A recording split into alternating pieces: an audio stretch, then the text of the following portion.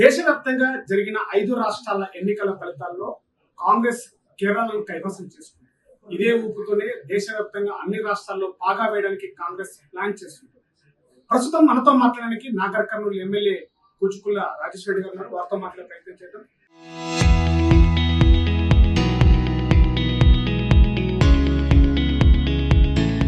Sir చెప్పండి, ఎట్లా చూస్తారు 5 రాష్ట్రాల ఎన్నికల ఫలితాల యొక్క రిజల్ట్ ని?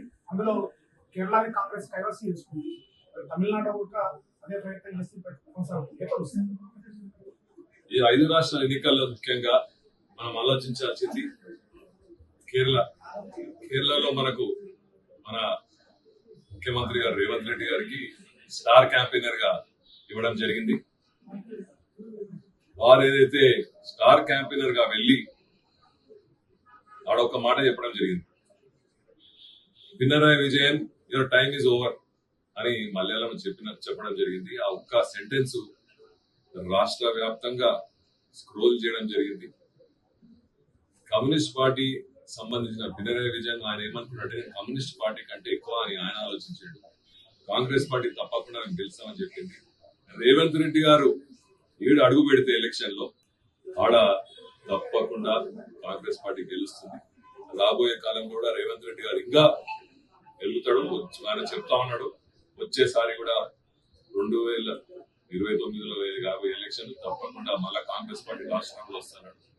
ఏదైతే మనము సర్పంచ్ ఎలక్షన్ నుంచి మొదలు పెడితే, బై ఎలక్షన్ నుంచి మొదలు పెడితే జూబ్లీస్ కానీ, సికింద్రాబాద్ కానీ, సర్పంచ్ ఎలక్షన్ కానీ, మున్సిపల్ ఎలక్షన్ ఎలా అయితే ఇప్పుడు కేరళలో కూడా అడుగు పెట్టాడు. కేరళలో కాంగ్రెస్ పార్టీ కైవసం చేస్తుంది. తప్పకుండా రాబోయే కాలంలో కాంగ్రెస్ పార్టీ తెలంగాణ కైవసం చేసుకుంటుంది. మళ్ళీ కూడా డెవలప్మెంట్ విధంగా ఆలోచించాల్సింది, చేయాల్సింది, ఇందిరమ్మ రాజ్యం కొనసాగాల్సింది కాంగ్రెస్ పార్టీ రేవంత్ రెడ్డి గారు కాబట్టి వారు 7 అడుగు పెడితే తప్పకుండా కాంగ్రెస్ పార్టీ గెలుస్తారు. తప్పకుండా రాబోయే కాలం కూడా తెలంగాణలో ఎవ్వరు కూడా రేవంత్ రెడ్డి గారిని చేరిపే పరిస్థితి ఉండదు. అంటే అటు బీజేపీ కూడా బెంగాల్ని కైవసం చేస్తుంది. పోటాపోటీగా 2 కాంగ్రెస్ బీజేపీ నడుస్తున్నాయి. అండ్ నెక్స్ట్ బీజేపీ ప్లాన్ కూడా తెలంగాణలో పాగా వేయడం, కాంగ్రెస్ పంపిస్తామంటూ బీజేపీ ఎట్లా చూస్తాం? తెలంగాణ తెచ్చుకున్నది బీజేపీకి ఇవ్వాలి లేకపోతే టీఆర్ఎస్ కి ఇవ్వాలని కాదు, డెవలప్ చేసుకోవాలి.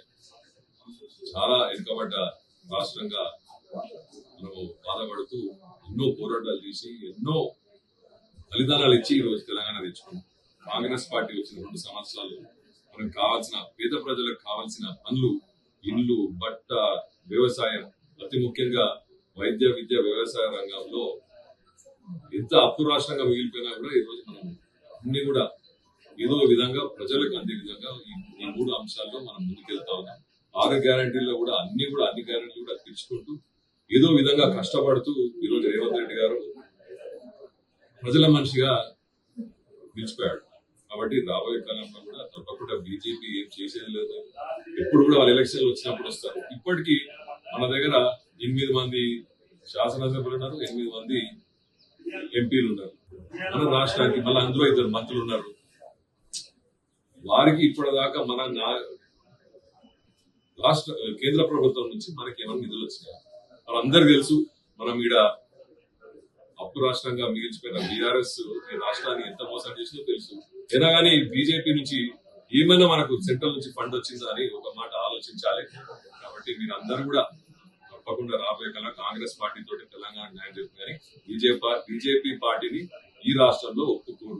వాళ్ళు ఏదో బెంగాల్లో వచ్చేది నెక్స్ట్ తెలంగాణ అంటారు. తెలంగాణ మళ్ళీ ఎంతమంది మ్యాండేట్ ఇచ్చింది, 8 మంది ఎంపీలకు ఇచ్చింది, 8 మంది ఎమ్మెల్యేలకు ఇచ్చింది, వాళ్ళు ఏమైనా చేసిండ్రా, మొదలుపెట్టిండ్రా తెలంగాణ ఆలోచించి. అంటే ఈ నెల 10వ తారీఖు నాడు దేశ ప్రధాని తెలంగాణకి రాబోతున్నారు. ఇక్కడ నుంచి ఆ యొక్క ప్రధాని రాకపోతే తెలంగాణలో ఎన్నికల శంకారం పూరించబోతుందని చెప్పేసి కాంగ్రెస్ బీజేపీ శ్రేణులు అంటున్నారు. ఎట్లా చూస్తారు ప్రధాని యొక్క తెలంగాణ రాక? అది మన దేశానికి ప్రధానమంత్రి అయినా సరే, మన వీడికి ఓపెనింగ్ లకు కానీ ఏమైనా పనులు ఉంటే చేయడానికి మేము ఆహ్వానిస్తాం. కాంగ్రెస్ పార్టీ అయినా సరే, ఏ పార్టీ అయినా సరే మన దేశానికి ప్రధానమంత్రి కానివ్వండి.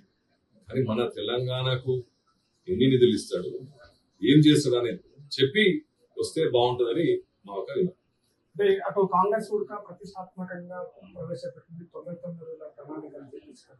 అసలు ఎట్లా దీని ముందుకెళ్ళాల్సింది, కార్యక్రమాలు ఎలా చేస్తున్నారు, గ్రామాభివృద్ధి కోసం ఈ ప్రణాళిక ఎట్లా సిద్ధమవుతుంది?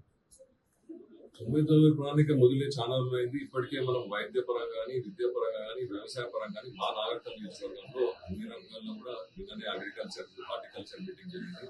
పబ్లిక్ ఏ వ్యవసాయం ఏ అవగాహన ప్రోగ్రామ్స్ పెట్టడం జరిగింది. వైద్యకు సంబంధించి హాస్పిటల్ ఎలా డెవలప్ చేయాలి, ఎట్లా ఇంప్రూవ్ చేయాలి, అదేవిధంగా విద్యా పరంగా కూడా కొత్త బిల్డింగ్లు ఎలా తేవాలి, వాళ్ళకు వైద్య పరంగా ఎలా ఇంప్రూవ్ చేయాలి, ప్రతి ఒక్క క్లాస్ ఎలా ఇంప్రూవ్ చేయాలనే విధంగా క్లాసెస్ పెడుతున్నాం. అదేవిధంగా అతి ముఖ్యంగా ఈ రాష్ట్రంలో డ్రగ్స్, గంజాయి నిర్మూలన కూడా ఎలా ఉండాలి అనే విధంగా పోలీసులతోటి, అదేవిధంగా ట్రాఫిక్ ప్రాబ్లమ్స్ తోటి ఈ ట్రాఫిక్ సంబంధించి హెల్మెట్లు కానీ, సేఫ్టీ మెజర్స్, అరైవ్ అలైవ్ అనే ప్రోగ్రామ్ తో ముందుకెళ్తా ఉన్నాం. తప్పకుండా మేము ప్రతి ఒక్కరికి మనిషి గురించి, అంటే కామన్ మ్యాన్ గురించి ఆలోచించే విధంగా ఈ రోజు కాంగ్రెస్ పార్టీ పనిచేస్తా ఉంది, మన రాష్ట్ర ప్రభుత్వం పనిచేస్తుంది. రేవంత్ రెడ్డి గారు ఆధ్వర్యంలో తప్పకుండా రేవంత్ రెడ్డి గారు మంచి ఆలోచన వచ్చారు. తప్పకుండా దాన్ని ముందుకు సాగించే బాధ్యత మాది ఎమ్మెల్యే గారు.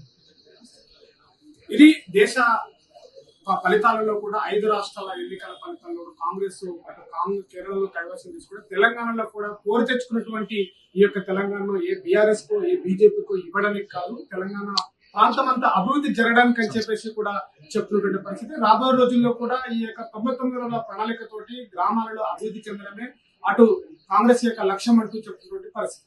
కెమెరా పర్సన్ నర్సింగ్తో శివాజీ, RTV, నాగర్ కర్నూలు.